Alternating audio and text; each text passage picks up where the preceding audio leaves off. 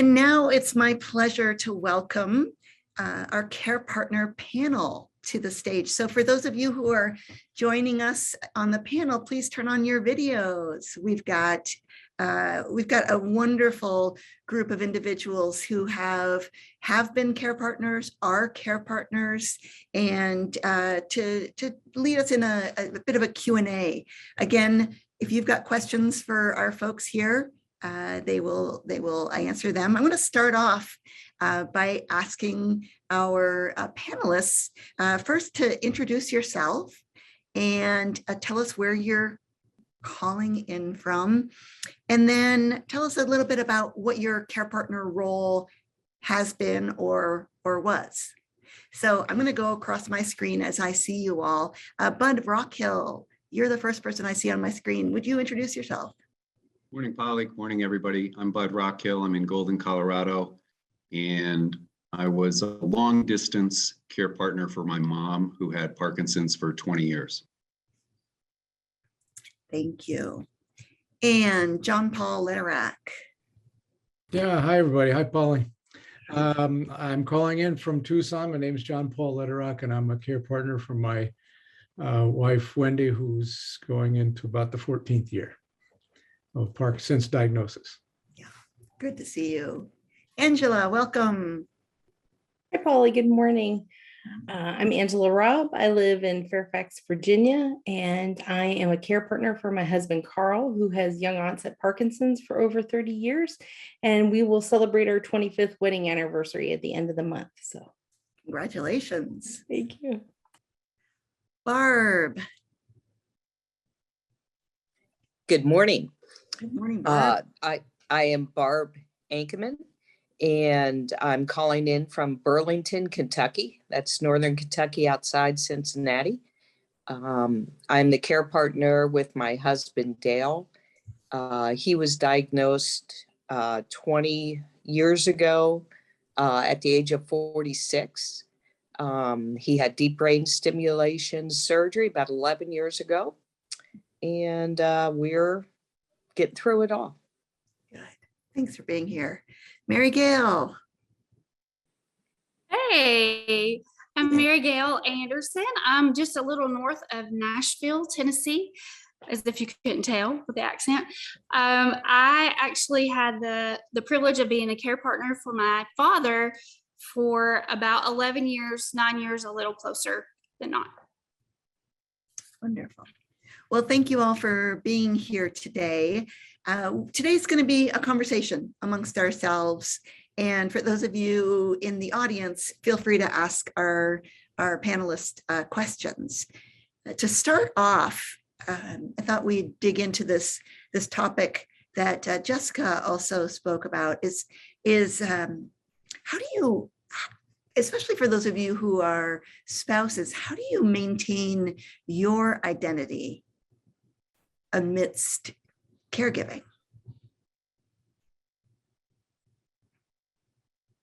And go ahead, take yourself off mute and just let's have a conversation here. This is Barb. I find it just so important that I have a purpose and a relevancy that's not connected to Parkinson's whatsoever. And the way I've been able to accomplish that is through volunteering.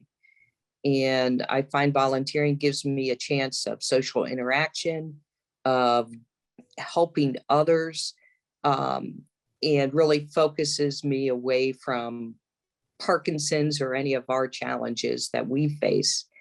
A lot of times this is something I can also do in conjunction with my husband.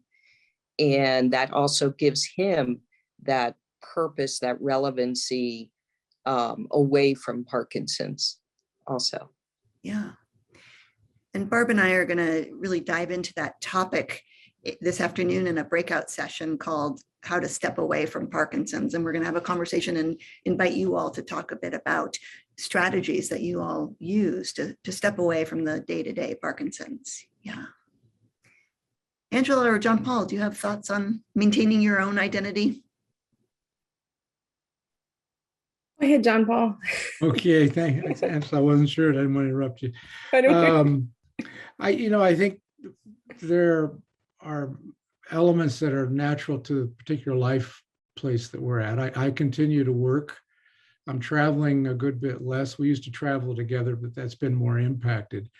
But my work connects me to a pretty wide global community where what I'm doing doesn't connect necessarily, directly to Parkinson's. I think the harder piece is more the close friendships and intimate, circle of friends that we have, where Parkinson's has impacted to some degree the amount of hosting and other things that Wendy would have done very naturally over the years. And so how to find ways that the constant question is not how's Wendy doing, but that you've got conversations that don't start with that question always, that don't have to be exclusively about what's happening in that. And that's it's taken some intentionality, especially we're navigating kind of in life cycles in our, just proximate to full retirement, and looking at locations where we're going to plan to be more permanently. That opens up possibility for new friends, but it also requires you to be more intentional about reaching out. And I've had to do that independent of whether we do it together. Now, as a couple, we always did a lot of stuff together. So it's kind of not an easy dance in some ways, I'll be honest, because but you have to be, I think, find ways that you just say, I need this. I'm going to reach out. I'm going to go have coffee with somebody I haven't met yet. We're going to try to make that maybe once a month or something, and that's okay. And those things don't have to circle exclusively around how significant Parkinson's actually is in our life. But Angela, were you going to comment? I was going to chime in a little bit with what John Paul said. It does take a lot of intention to make sure that I have a separation. I'm very intertwined with the Parkinson's community, and my husband and I work together. We live together and have our marriage together. So I really enjoy those times where I can get together with my friends and go have coffee. It's been difficult with COVID. I enjoyed going to a gym at least 4 or 5 times a week, giving myself an hour away from the phone, the internet, and the husband. But honestly, we've made it work by getting out more together. And although I've missed my friends, I still feel that I do have a separate identity.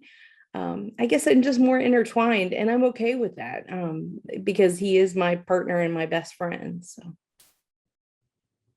That's lovely. I want to ask a question from the audience, and this is for all 5 of you. A person with Parkinson's who's watching asks the question, what can the person with Parkinson's do to make your roles easier or ease the burden on you?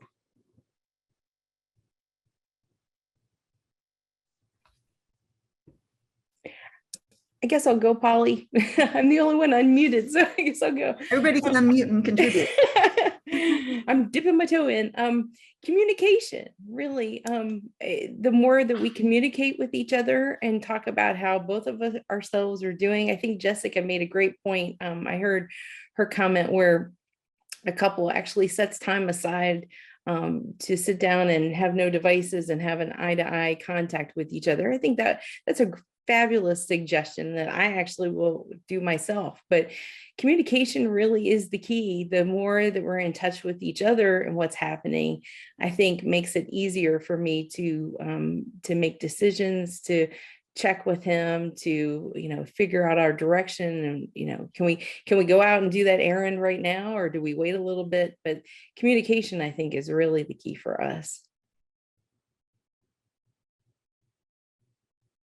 I would agree, Angela, that communication is big. And a part of that also is for the person with Parkinson's to be encouraging and supportive of other parts of your life. and to encourage that, and also to recognize that, as Jessica had said before, it's a two-way street.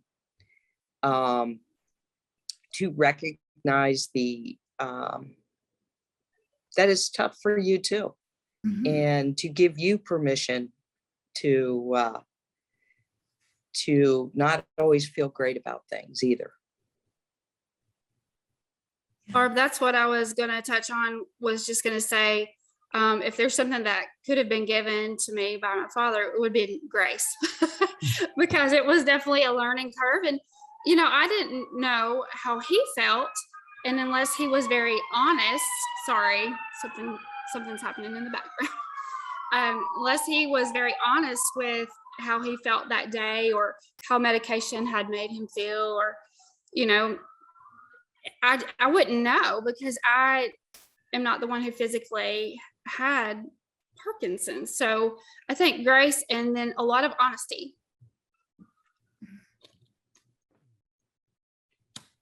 I just concur, Polly. Just a quick note that I have found personally that sometimes it's really the small things that make a difference. So, you know, a kind of a simple gratitude practice, just how much it means to me when Wendy says that she appreciates something, or that she knows that it's hard, and how much she appreciates, I think, on her end, a recognition that, you know, a small thing that she did that was a big accomplishment for the day is recognized, and just to say it. So there's something about gratitude that combines, I don't know what it is, something about recognition and appreciation, but to express it and not to kind of keep silent about it. It has been, I think, the places where I've felt the most, I guess, combinations of empowered and able to keep going. What does your gratitude practice look like, if you don't mind sharing? Well, I have a whole range of practices, but in this particular instance, it's been trying better to say the times that I'm grateful for things that were done, knowing how hard those were to get accomplished, whether it was like last night, you know, Wendy cooked a meal, and that doesn't always happen depending on the energy of a day. And, you know, that was, wow, that was really good. And so it's more, I maybe come back to this later, but it's more how you are present at a given moment, but to find ways of expressing that, and how easy it is to let 1,000 of those slide every day that you don't take note of. And that, I think, is what it's been, for me at least, more about. Yeah, I think John Paul's right. There are times where I know I get really busy during the day doing things, and I'm not full of, maybe gratitude is just last on the list, but I do the same thing. I really try to acknowledge, as Davis says all the time, the small victories. And I always try to make sure that at least I have an intentional thank you at the end of the day and nighttime to Carl, to thank him for anything that he's done during the day, because I think that's important. I will also make a shout out for laughter. We do laugh sometimes at the smallest, craziest, inane things, but it does make it makes things easier sometimes. So we try to mark those moments as well. But you were a care partner to your mom from a distance. Right. What would have been easier for you, or what would have helped you that she could have done from a distance for you to make your job as care partner a little bit easier? I think the only thing there would be the communications. And, you know, I think you've touched on it here with the honesty and the communications. You know, knowing how she really is feeling, and whether it's, or how are these drugs doing? Because I think part of the role from a distance, you know, which is certainly not nearly as complex as the other panelists here, you know, is what can you do? And I think it's being an advocate. And so that role, like, I have a sister who lives close to where my mom was, and I was the long distance one. So for me, you know, a couple things were, and this isn't like directly answering your question about what could my mom could have done, because I think that starts with the communication piece, but related to that was having being very clear on what she wanted. And so the documentation piece, again, especially from a distance, the power of attorney, medical power of attorney, the HIPAA disclosure, what does she want? And, those conversations are not always natural, but, for me, positioning it as all I want to do is fulfill your wishes and make sure that, things are taken care of in the way that you want. And then we were able to do that before things got worse. So I think it was comforting. And then I think this being an advocate piece. So I would fly in for the more important appointments with a neurologist so that she had somebody there taking notes so that I was clear on what was really supposed to happen, because sometimes in the moment, it can be information overload for the patient. And so, my role there to sort of filter through it and be able to review it with her afterwards. Okay, this is what he said. And, to that, your resource manual is really, really helpful for her, planning for appointments and then recording it afterwards, and gave her a sense of being involved in her own care and well-being, so that we walk that fine line between role reversal. And then, I wouldn't call it the gratitude piece, but the being the cheerleader, kind of like what John Paul was just saying, is recognizing accomplishments, even from far away. Hey, this is what she did in physical therapy today, or I was able to walk 50 steps instead of 30 steps, and just really encouraging that. And it, is good for our relationship. And I think it certainly helped her, because the day-to-day existence is pretty challenging. Yeah. Both Mary Gail and Bud here are children of people with Parkinson's. And I wonder if you all could speak about, how do you start to involve other people in the care partner experience that aren't just you as spouses, whether it's your children, if you have children, or it's other friends? How do you start to bring in resources so that you as the primary care partner don't have to do it all?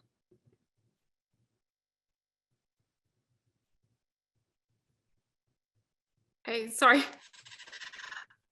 For me, I was able to use the contacts that I had through my association with healthcare. And I just made sure that everyone understood what I was going through with caring for my father. And I was eager and very hungry for all new information, because I knew if I had gotten information, then I could deliver it to other people as well, to educate them so they didn't have to work so hard. But any of the information that I received, I noticed as we got a little more advanced into my dad's disease, that I had to really be on top of it. And if I weren't on top of it, then there were a lot of problems and I was playing catch up at that point. So I think with getting that education, getting the right training, involving each discipline in healthcare, for instance, like I never even thought that I would need in the beginning speech therapy, occupational therapy, physical therapy, that was kind of a given. And then we had multiple doctor's appointments, started out with a primary care who was at least knowledgeable enough to say, hey, you need to see neurology, specifically movement disorder. So, I think getting the right people involved, so that I didn't feel like I was so stressed and anxious about what's the next step in the healthcare, was the first step of the healthcare. And then my dad also had confidence in knowing that, I would go after that information for him and that he would have the right people caring for him. And that also allowed, whenever we had that under control, it allowed for me to be able to be with my family, although I would have to be with him a lot and very often, but I could have my family there with me. And I had 3 daughters, or have 3 daughters, and my husband. But, being able to involve him as much as possible in holidays, and, if my girls had games, I wanted to be able to take care of him and then go to be with them, because you still have a lot of balance in that. So I think, just getting getting everyone involved that you can, so that you have that core group that can help you with care and support. That was the biggest thing. And I think that's a very good key point for this session too, about just being supported and being cheered on, as you all have said. But once we were able to do that, there was good balance, and my dad had confidence, and that made me feel better about caring for him too. Yeah, thanks, Mary Gail. Just really quickly, I want to invite our other panelists to the discussion. Juiria, would you say hello and introduce yourself and tell us what your care partner role was? Absolutely. I'm so sorry for being late. I don't know why I had 12:30, but my father had Parkinson's. He passed away this past May from unrelated to Parkinson's, but he was officially diagnosed in 2018. But we suspect his diagnosis should have come a lot earlier. And, you know, this was especially the challenge, the biggest challenge with it was not knowing it was Parkinson's for a very long time. And his parents, my father's parents, had died when he was quite young. And from what we have heard in the stories, we also suspect that his mother also had Parkinson's. And I don't know the research. I've done a lot of my own research, my amateur research, but about in terms of having a genetic component for Parkinson's. But we didn't have a lot of time with him with the diagnosis. But when we first got the diagnosis, and even the months leading up to the diagnosis and the months after, you know, we did a lot of research, my family and I did a lot of research, and we also had limited means. We weren't rolling in cash as I wish we were for all of us. So we did a lot of research specific to how we can get him resources through Medicare, which is what we qualified for. That was tough. That was a big challenge. So yeah, I'm looking in the chat. Communication is a challenge. It was a big one. I mean, he comes from a very specific generation and demographic of men. My dad, he came from South Asian men and South Asian community. So therapy wasn't exactly an option always. It wasn't always something he was open to, but it was really important for me and my family. If he wasn't willing to do it, we had to figure out how to do it for ourselves at least. And the biggest thing that was really important to remember is that we're not being selfish in that, right? In setting certain communicative boundaries, even when he's getting really upset and he's frustrated, or he hasn't, you know, properly taken his medication for his day on the right time, and the time that it takes to those months where we're figuring out which medication dosage works and how much works and how it affects his mood, to remember to not take it personally for ourselves. And that was a big one that was really important for us in our family. Yeah. And he did also have towards the end Parkinson's with dementia, which, you know, can only make communication a little bit more difficult and challenging. So I mean, I'll try to offer as much of that insight on that as I can. That's a question that is coming up quite a bit in the chat. And some of you have had experience. I know Mary Gail, particularly, Mary Gail is also a care partner to her mom who has Alzheimer's. So for those of you who have had experience with a person with Parkinson's, or I guess Alzheimer's for Mary Gail with dementia, how can a care partner navigate the journey with somebody who has Parkinson's disease, dementia, as well as all of the other complications of Parkinson's? Go ahead. Yeah, I'm just going to jump in on this one. The first, and I think the most important thing for us as a family, especially because my father, the dynamic was that he was the head of the family, logistics, putting, you know, the communication and emotional side of the conversation to the side for a second, the logistics of getting paperwork in order was really, really, really important and helpful. And it's really tough because the tests and the diagnosis tests for Parkinson's patients in general is difficult, along with the dementia part added, is also a tough, but getting that diagnosis on paper from a medical professional, from a doctor, getting those tests done, and then getting, medical power of attorney, legal power of attorney, all of those documents in line the minute you suspect that there's dementia, it is so key and clutch. And really important for having a smooth journey. So that was something that was really important for us, and a big like hurdle we needed to get done first. Yeah, and Bud has written a whole piece in our Every Victory Counts manual about essentially getting your ducks in a row and what you need to do to be prepared well before you need it. But do you have any thoughts on that? And we're going to have a breakout session this afternoon specifically on this topic. No, I think I mentioned it before, but to that comment just made, I certainly would not. I think you should just do it, period.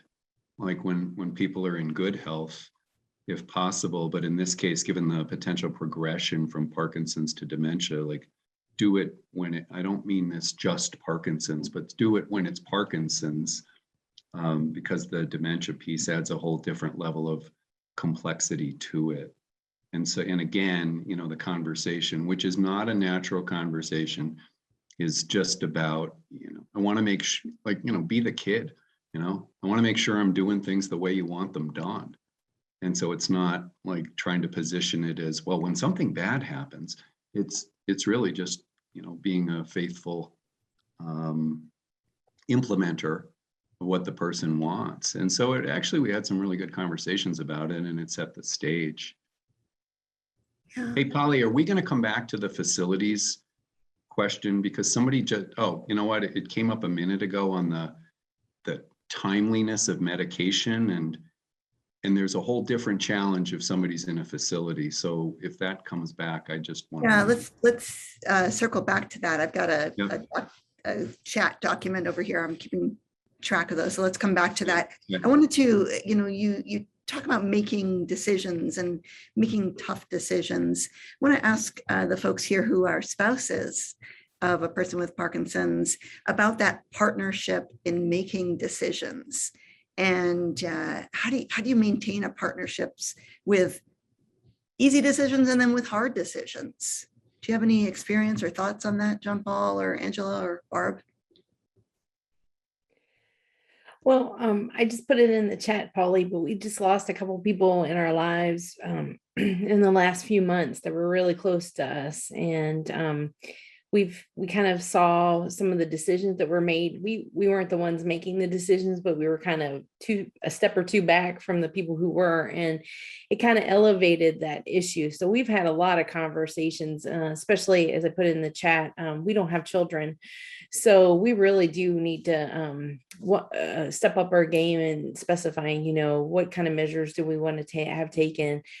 And then how do we proceed with that? And I think it's extremely important. And, I think during COVID, it kind of came up and then we put it aside, but now it's back in the forefront. So yeah, making that time, I think, is vitally important. And although we communicate all the time for everything else, it just, once again, sitting down, being quiet and with paper and trying to make sure that we both know what the other person wants. So yeah. And I also feel additional responsibility to make sure that, there's some connections for care that he might need if I were to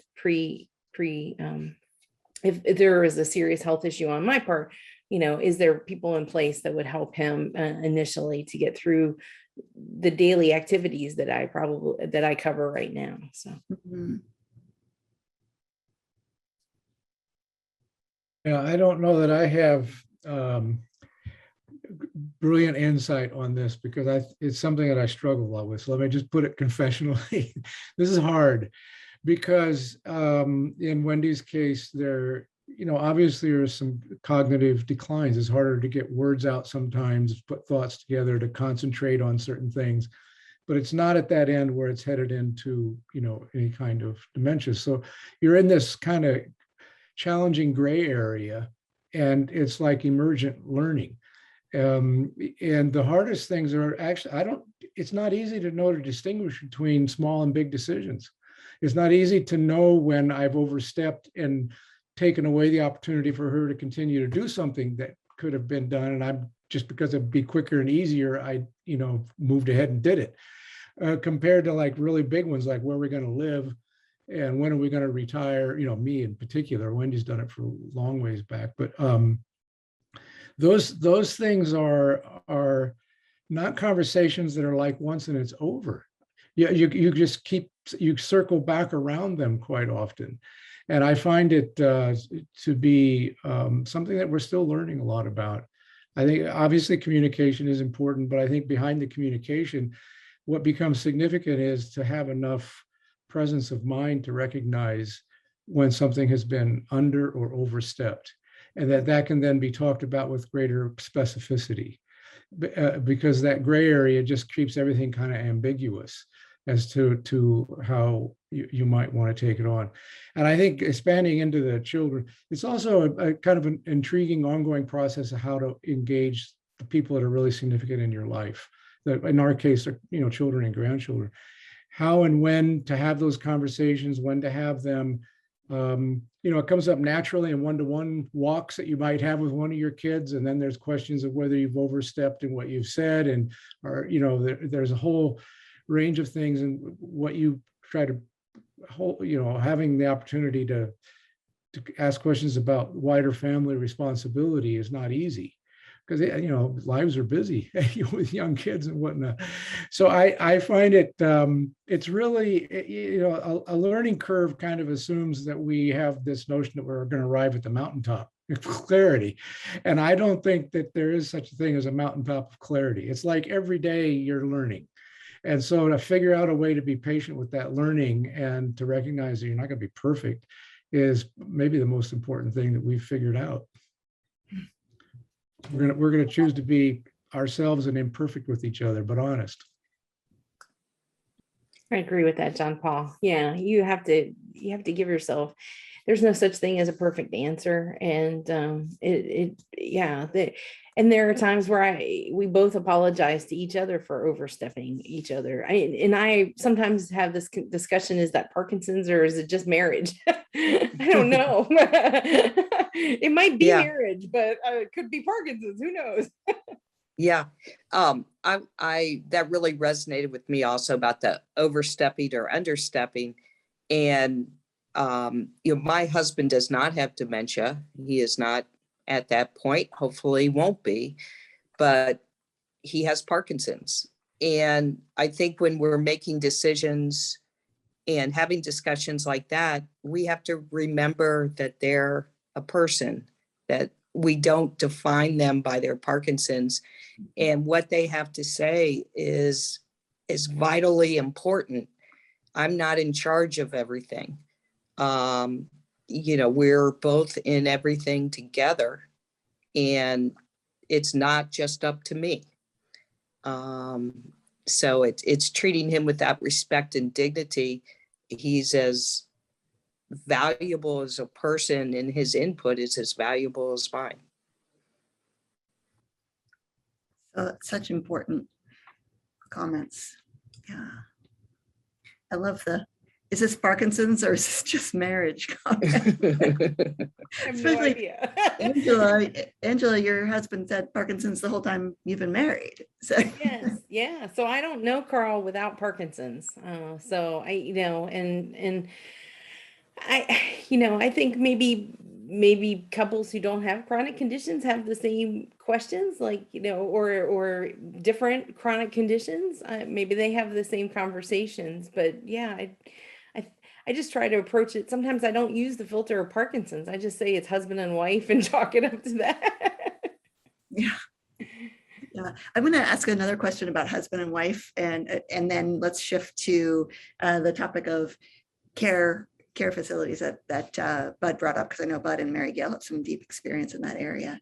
One of the questions is, for those of you who are spouses, how do you balance your relationship with your person with Parkinson's while, if you have, while raising children or teenagers, if you have children? How do you do that?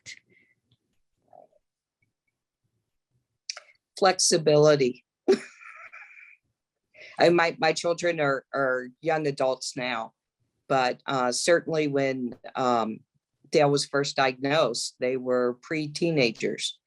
And it's flexibility, and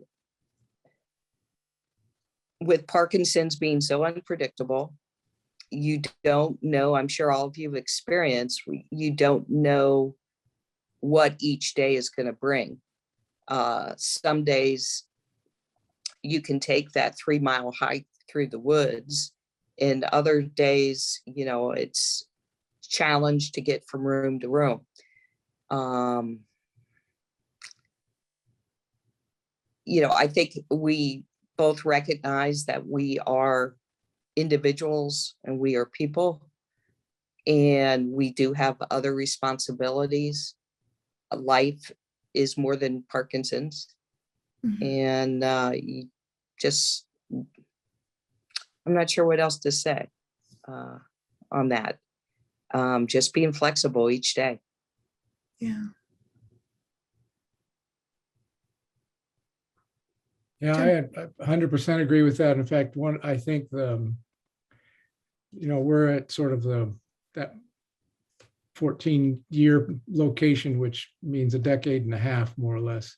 And you suddenly realize that the time thing is so paradoxical. The slow progression in some ways, but are you looking at it in reference to decades? Or are you looking at it in reference to the hour to hour? Is part of your daily reality. And for me, I think the question of balance really, the main thing was that I had to realize, and it took a few years to get there, that the space to really have a daily set of things that were significant to me, it brought me joy, what the earlier session was talking about. But also brought me to, I tend in the direction of walking early morning and evening, and I write haiku poetry. Haiku has been very significant for a lot of reasons. It's a very simple practice, but it's very much moment-based. It's about what you experience in a given moment, how nature touches you, how you touch it back in some ways. And those small things had to be daily, because the ability to take note of what the moment meant might be precisely, I think, what Barb was saying, that yesterday and maybe next week a bike ride will be possible. Today, barely getting out of the bedroom and not feeling like anything is functioning in the digestive system means everything's thrown up completely.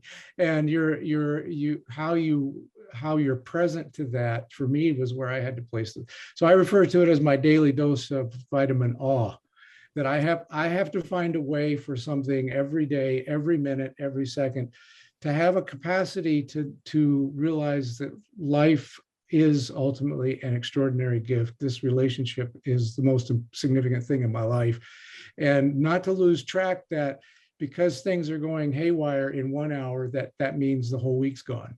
This is the part that's so weird about it. So I try to figure that out. I try to have practices that are those kind of things that I do on a daily basis, because you can't kind of be in a position that it's going to get better next week or it's going to get better next year. It's about the fact that you're living with it as it is at this moment. And that's very unpredictable. So how do you live well in unpredictability? That's the challenge. I see so many heads nodding here, and I can hear it in the audience as well. It's super important.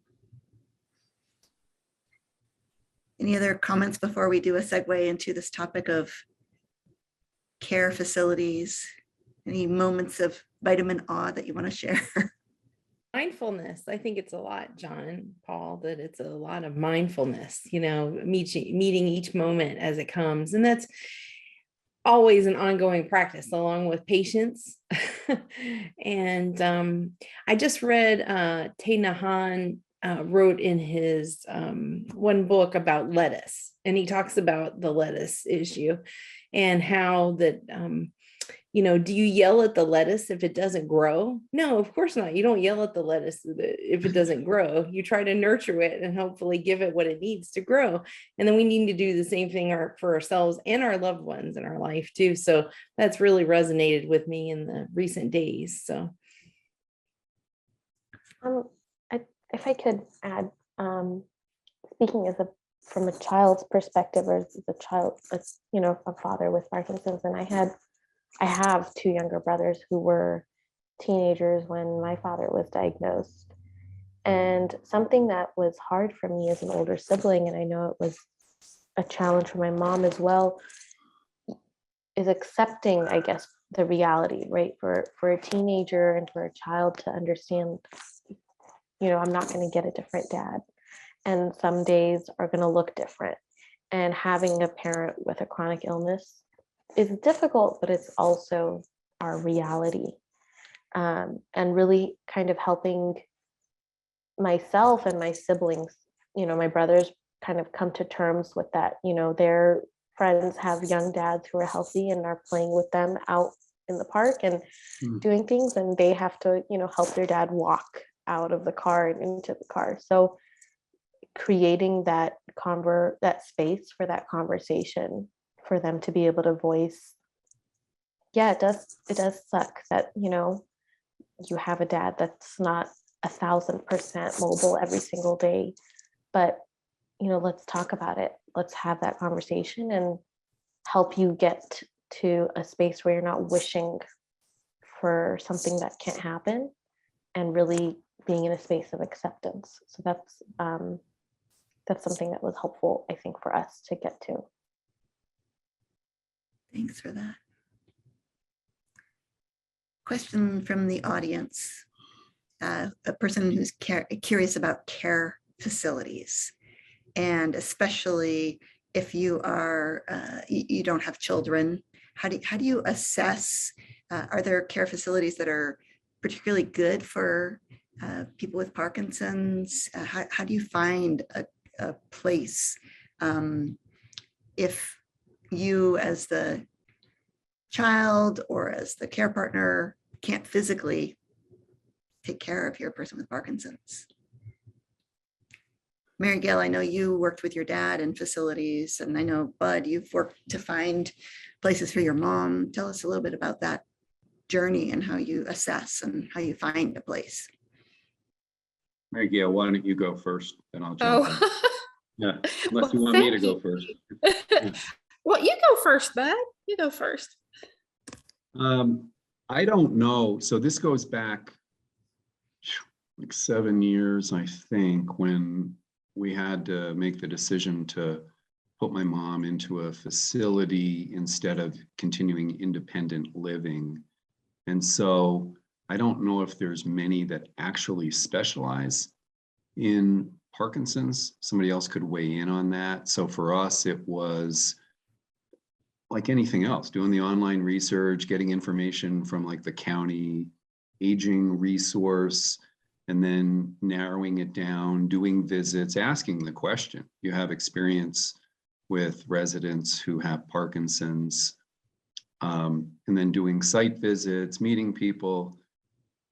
And then the best technique on that one, just the facility visit, was after the official quote tour was over, was hanging out for a little while and just going up to people randomly, like looking for family members who were visiting somebody who lived there and just saying, hey, excuse me, my mom's thinking of living here. Could I talk to you for a minute? And that way I found that to be pretty helpful on both sides. And you got a lot more color commentary on, the people are great, but the food's terrible, or whatever it was. You just sort of got a sense of the feel of the place, so that's and we got really lucky, frankly.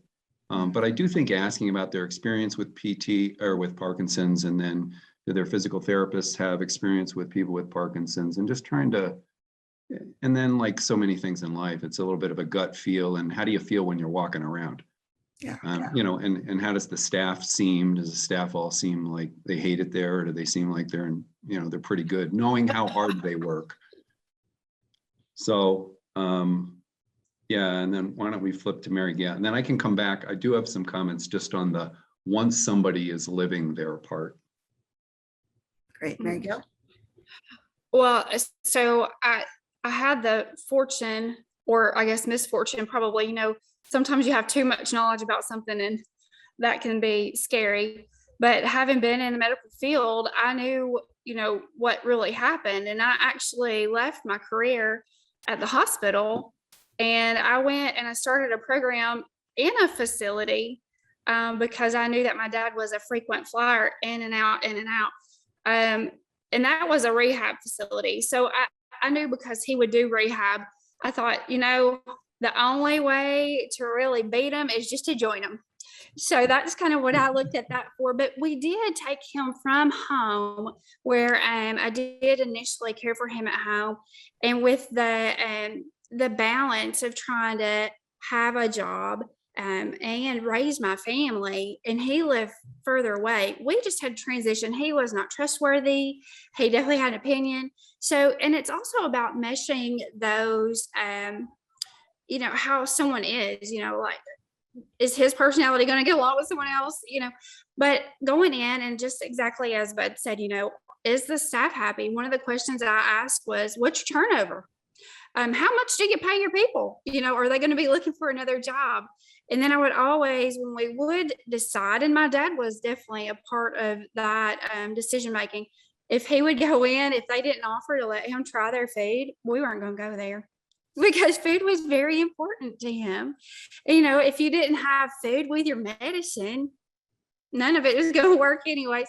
So it was really the little things, those little details, but there were so many of them. And as he progressed with his disease, there were even more things. So in the beginning, it was about the aesthetics and the people and the food.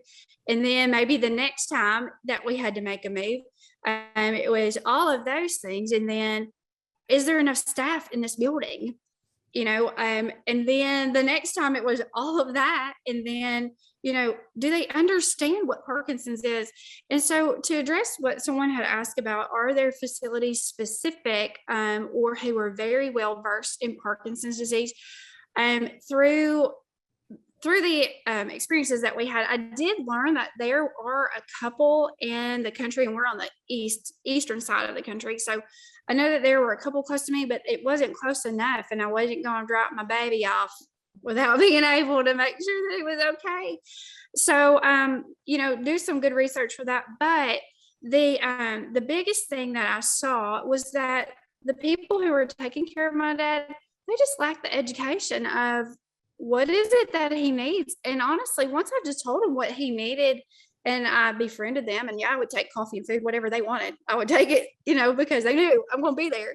You got to be present. You really, and even like with Bud, with having to be far away, from his mom, but that constant, that phone call, they know you're going to call, but also would mix it up. I wouldn't do it at the same time every day, because I didn't want the Sunday school answer. I wanted to get what's happening right now. But something that I learned, and this was after I met Polly and I learned about the Davis Phinney Foundation, that every Victory Counts manual is just, it's like the Bible. I mean, you take that and you can take somebody who knows absolutely nothing about anyone with Parkinson's, and it even talk, it addresses caregiver needs, really. And the people who work in those facilities, a lot of times they're burnt out. They don't, they're tired. They don't understand how to care for someone and not become just exhausted, or, you got to take care of yourself.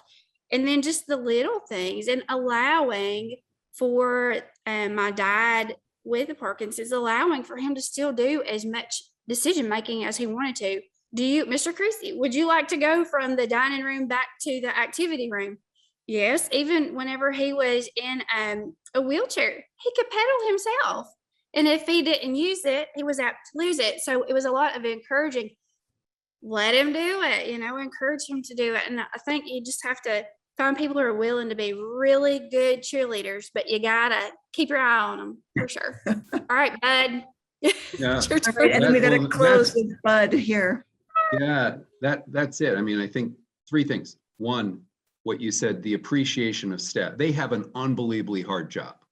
And so literally I would bring cookies, I'd bring coffee and bagels. I would do what you said. I'd mix up the time. So I made sure I brought something for the night staff as well as the morning.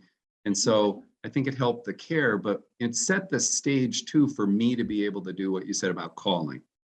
Like I wasn't the jerk relative calling. I actually cared and I was nice to the staff. Second, it came up earlier. Biggest challenge I found, timeliness of medication. Because I think for other meds like an antibiotic, typically you got a 2-hour window. This was my biggest thing, the education. Like, no, I'm sorry, you don't have a 2-hour window. You got like maybe 15 minutes. And so to their credit, after a while and me being nicely assertive, they did set up some educational seminars for their staff. Like, this isn't me just being a pain. This is important. And then I think the third thing is the reality, as I understand it, of a lot of living facilities is the physician on premises is not actually an employee of the facility. It's a contracted service, and they frequently will not have a physician who has expertise in Parkinson's. And so finding somebody in the surrounding community who is a movement disorder specialist, and this I learned through Davis Phinney Foundation, that was a game changer. Once we went from, I don't mean this bad about general neurologists, but once we went from general neurologist to movement disorder specialist, the care level and the prescription and the willingness to play around with the timing of the meds improved dramatically.